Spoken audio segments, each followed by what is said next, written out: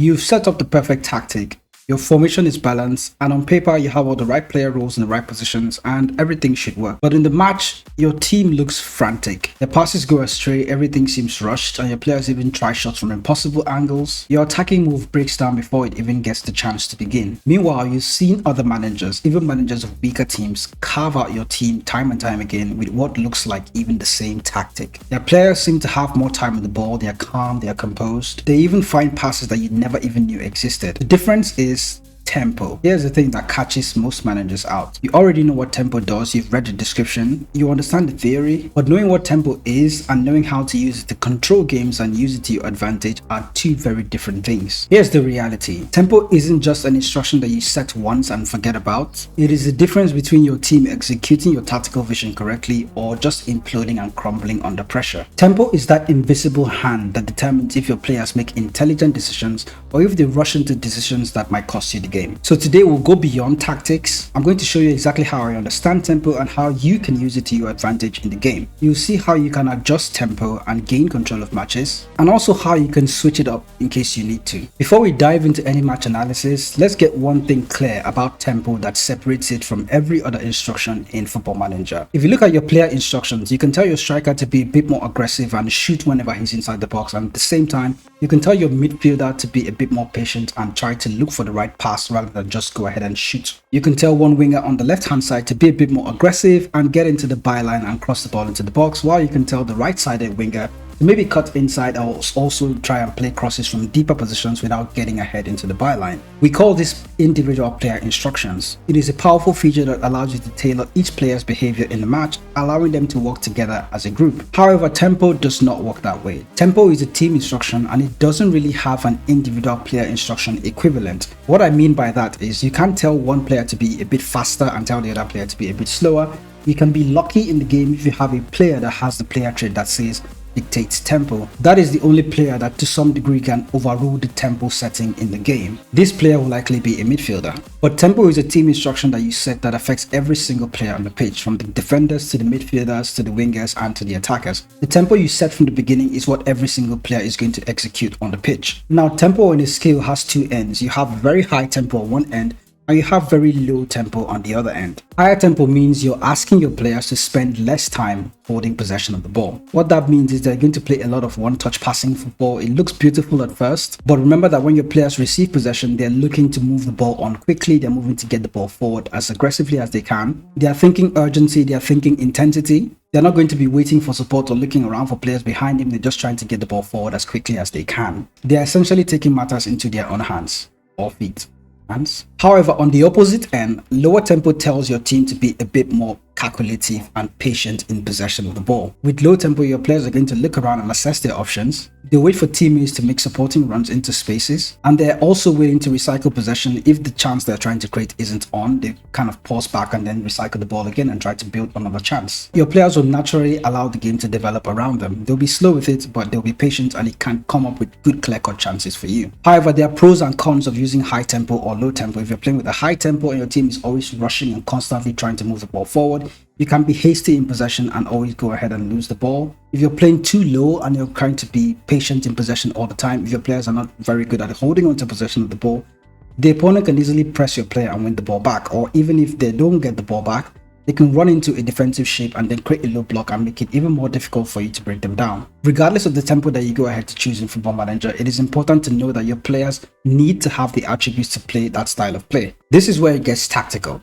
High tempo is very demanding. Your players need to have excellent decision making under pressure. They need to have high anticipation. They also need to have high vision. Your players need to be really tactical to execute decisions quickly on the fly and not really think too much about it. They just go ahead and move. That also means that first touch is important. When they go ahead and receive possession, they need to turn around and move it quickly to the next player. Of course, we can't rule out pace, acceleration, and stamina. This is crucial for playing a high tempo, high intensity style of play. If you don't have players that have all these attributes, setting the game to high tempo doesn't really make your players run any faster. It just makes them panic and then they go on to make the wrong decision and then you lose the ball. With this, you're turning your potential attacks into giveaways for the opposition and they will take it. But here's the relationship that most managers miss. The team mentality also affects tempo a lot. An attacking mentality plays naturally faster than a cautious mentality. So if you set your team to attack and your players are already playing at an urgent pace, they'll be more willing to take risks and they won't really spend much time dwelling on the ball to calculate their options. This is you just setting it to attacking, you're not even touching the tempo yet.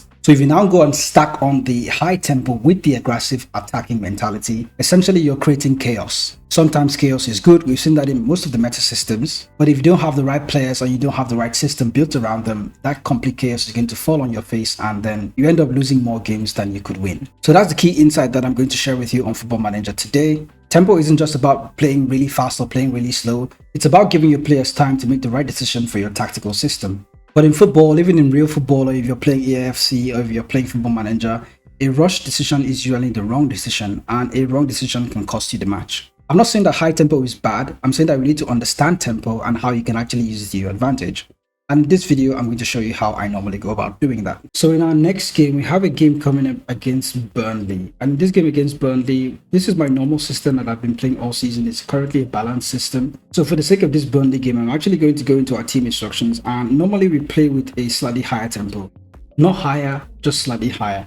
But for the sake of this video, I'm actually going to go ahead and push it all the way to standard so you can see what I mean.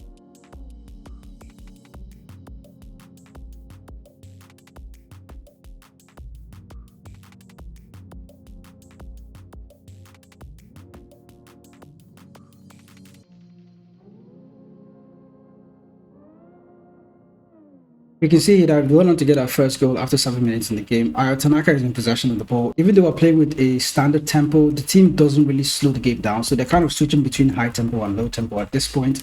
Because we're playing on balance, everything seems to just be normal. The ball is out to Fisher and all the way out to Hudson-Odoi, which is playing as a wide forward, and Calvin Lewin being the channel forward that he is. Let's go on to take the shot immediately and then we're banging goal 1-0. So it's good that Burnley is in possession now. We can see how our team responds. Oh, okay, we're going to win it back, and there's Tanaka. You see that the team is trying to be a bit more patient. Ramazani doesn't rush. He's just jogging and jogging and jogging. Then he makes a burst of pace and then he goes again and then plays it all the way back to Yates. They still kind of recycle possession among each other. Out to Ramazani again and there we go, 2-0. So it's kind of starting really early. The team will be patient in possession of the ball. And then when there's a space to run into, they will go ahead and run into that space. We can see what Ramazani does. Okay, ball is out to Yates. Out to Tanaka again and then through ball out to Calvin Lewin. He plays another touch to Ramazani. Ramazani has been calculating this move since he started the move and he ended up finishing the move himself. We scored with our first 2 chances of goal, but here is Carlo Hudson-Odoi in space. Because he's playing on standard, he's very comfortable running back. However, if I go ahead and pause the game here, this is really risky. If I go over to instruction and then under instruction set the team to play with an excessively high tempo at this point, we can go ahead and see the difference in decision making. But let's see what just happened. Here's Fisher. It's not going to happen now, obviously. When the highlight actually goes on to change itself, we're going to see that. Strike is still being patient. Here's Yates out to Renan Lodi, plays it through out to Ramatani, and then he plays the ball to Calvin Lewin. Calvin Lewin makes it 3-0. It's still very early in the game and I expect Burnley to come back at some point, but let's see how our team is going to behave when we are playing with a very high tempo. Burnley are playing well. They're also recycling possession as well as they could. We're kind of sitting in our shape, but not yet having possession of the ball, so we still have to wait out and see what happens if we go on to win possession. Burnley has gone on to equalize from Hannibal. Like I said, I did expect them to come back. But here's one chance when Lodi is actually setting up for a free kick. If this doesn't go in, strike, or he makes it 4.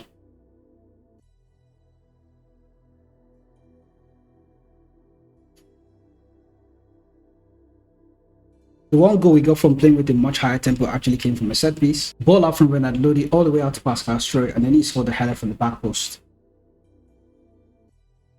So ever since we switched to an extremely high tempo, we haven't had that many attempts on goal. I don't know if it's really a correlation, but from my experience, I noticed that extremely high tempo, if your team is not very good enough, you might go on wasting chances than actually creating chances. So let's go into the second half now with an extremely low tempo and see how our team is actually going to respond to that. If we go over to tactics screen, and under tactics screen, under team instructions, we can go and switch this up to much lower tempo. Go ahead and hit confirm and then start the second half.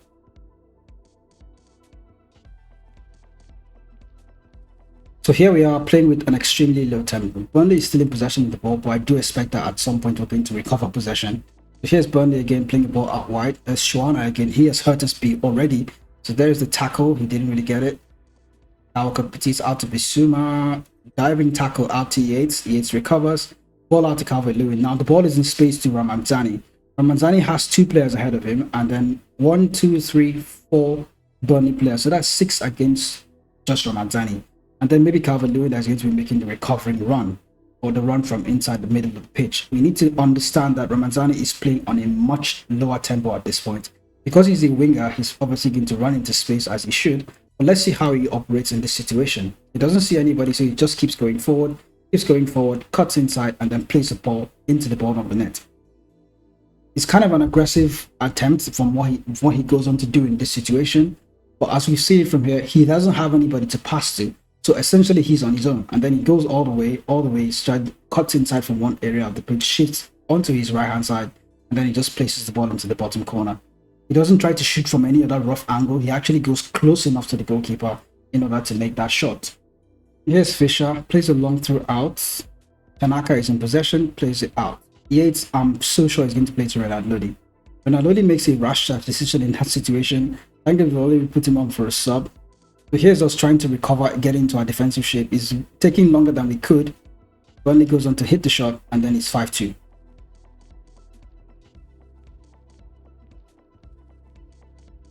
Took us a bit longer to get into our defensive shape, to be honest. Maybe playing with the high tempo would help us there, but I doubt. Roya out to Hannibal. Boom. Go. There's the ball again with Stack. Very patient. Just hold on to the ball for a few more seconds. Then go ahead and make the pass that you feel is right. So the game has run its course. We were able to beat Burnley by 5 goals to 2. And most of the goals we scored came in the first half when we were playing with a normal tempo. We went on to low tempo. We did get 1 goal back, but it wasn't something that you can say was the best possession style of play that we did. We've gone on to control most of the game and not trying to nullify Burnley. Even though I was playing on key highlights, Burnley did go on to get a goal back. But what I noticed was that when we played with a high tempo, high intensity, the only goal we got was from a set piece. We didn't really get any clear-cut chance after that. So that is what I was able to gather. Every other highlight came when we're using a low tempo or a normal tempo. So here's how to implement tempo. Start conservative. Start with a standard tempo, normal standard mentality. You can even switch to slightly lower tempo, especially if you're not sure about the other team that you're playing against. Don't try to rush those too quickly. Once it gets into the second half or towards the latter stages of the game, you can go ahead and increase tempo as often as you can. While you're watching games, watch your players and what they do, watch their decision making. Most of my players in big matches, especially like against Sheffield Wednesday, played a lot of risky passes that got intercepted that then cost us goals. If your tempo is too high, or if you feel that you're asking not to play in the high tempo, go ahead and drop the tempo a little bit. Also, if you notice your players dwelling on the ball very often, I saw that in my Leeds United game like Sheffield Wednesday. If you see your player dwelling on the ball too often, you can switch the tempo up and then allow them to move the ball on quickly. If it doesn't have the effect that you want, try to leave everything on balance. Now remember that your mentality affects the tempo as well. So if you go on to use an attacking mentality, expect that despite whatever we said in tempo, your teams need to play with a very high tempo. Alternatively, if you're playing with a cautious mentality or a defensive mentality, regardless of the tempo that you set, your team is going to play with a slower tempo. For me, I like to have a balance of positive and slightly lower tempo. It helps me have control of games. But remember to be patient. If results may not always come immediately, you have to give yourself time, give the team time to actually understand your system. The better the familiarity, the better your players will be. Decisions being made. So earlier in the season, you can play with the normal tempo. Once your team is already familiar with the tactic, go ahead and switch it up to higher tempo. Knowing that they already are familiar with the way your team plays, they can go ahead and make decisions quickly. Now, one more important thing I need to say is that remember that every instruction in Football Manager is not set in stone.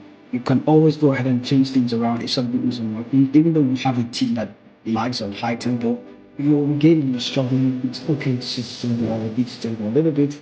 Try to gain control of the match and see what's happening. You don't always have to stay stuck in one instruction forever. That is because in football, just like in Football Manager, tempo kind of controls the entire game. So if you lose the tempo, essentially you've lost the game. Thanks for watching. If this changed how you view tactics on Football Manager, do hit the subscribe button and we'll go ahead and make more videos like this. There are other tactical types and I even did one about mentality. How mentality also affects the way your players play the match in Football Manager. You can go ahead and check out that video next and I'll see you there.